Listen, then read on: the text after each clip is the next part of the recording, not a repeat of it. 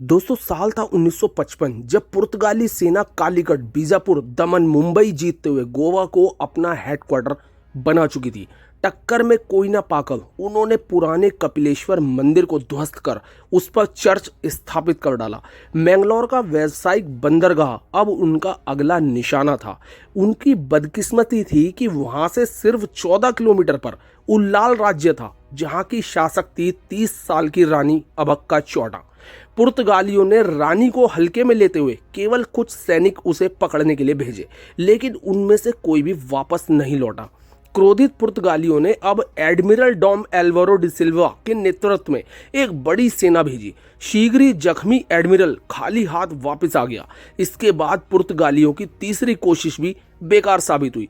चौथी बार में पुर्तगाल सेना ने मंगलौर बंदरगाह जीत लिया। सोचा था कि यहां से रानी का किला जीतना आसान होगा और फिर उन्होंने यही किया। जनरल जाओ पिक्सिटो बड़ी सेना के साथ उल्लाल जीतकर रानी को पकड़ने निकला, लेकिन ये क्या हुआ, किला खाली था और रानी का कहीं अता पता नहीं था। पुर्तगाली सेना हर्षोल्लास से बिना लड़े किला फतेह समझ बैठी। वो जश्न में डूबे ही थे कि रानी अबक्का अपने चुनिंदा 200 जवान के साथ उनके ऊपर भूखे शेरों की तरह टूट पड़ी। बिना लड़े जनरल और अधिकतर पुर्तगाली मारे गए, बाकी ने आत्मसमर्पण कर दिया। उसी रात रानी अबक्का ने मैंगलोर पोर्ट पर हमला कर दिया, जिसमें उसने पुर्तगाली चीफ को मारकर पोर्ट को मुक्त करा लिया।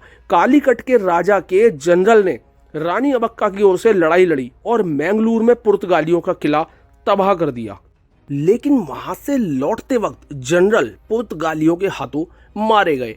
अब अंत में आप ये जरूर जानना चाहेंगे कि आखिर आगे क्या हुआ। दोस्तों, रानी अबक्का के देशद्रोही पति लक्ष्मप्पा ने पुर्तगालियों से धन लेकर उसे पकड़वा दिया और जेल में रानी विद्रोह के दौरान मारी गई। क्या आपने इस वीर रानी अबक्का चौटा के बारे में पहले कभी सुना या पढ़ा? कभी नहीं।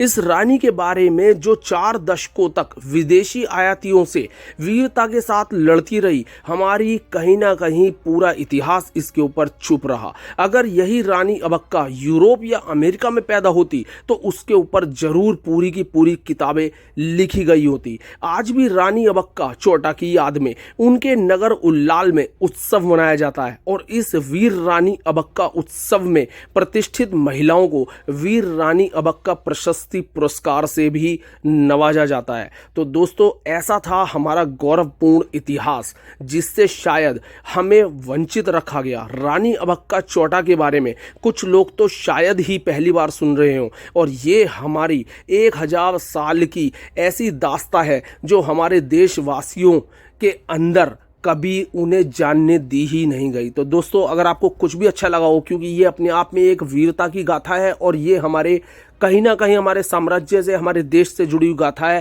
तो आपको कुछ भी लगा अच्छा लगा हो तो प्लीज़ लाइक सब्सक्राइब करना बिल्कुल मत भूलिएगा। फिर वापस आऊँगा ऐसी ही कोई वीडियो लेकर। Thank you so much.